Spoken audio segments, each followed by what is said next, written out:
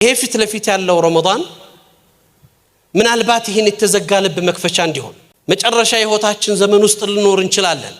ይሄ ረመዳን የመጨረሻ ግንኙነታችን ሊሆን ይችላል። ለወራት ቁርአንን የሸሸን ሰዎች ቁርአን በሐያታችን ውስጥ ያልነረው ሰዎች ከተሰቀለበት አውርደን ቁርአንን ከፍተን አይደለም ማختም አንድ አያትና ወይም አንድ ሱራ መቅራት የሚከብደን ሰዎች በቀናት ለማክተም እንሄዳለን። ለምን? ቁርአኑ የወረደበት ወር ነውና ቁርአኑ ይገራል። ያ ኢኽዋን ጊዜው አሁን ነው። አሽረፈል ኸልቅላህ ነብዩ መሐመድ ሰለላሁ ዐለይሂ ወሰለም እንኳን በመጨረሻ እድሜያቸው ላይ ጅብሪል ሁለት ጊዜ ነው አለይሂ ሰላም ነብዩን ሙራጃዓ ያደረጋቸው ቁርአን ጋር። የቁርአን ወር ነው። ሁሉ ነገር ይቀራል፣ ቁርአን ብቻውን ይቀራል።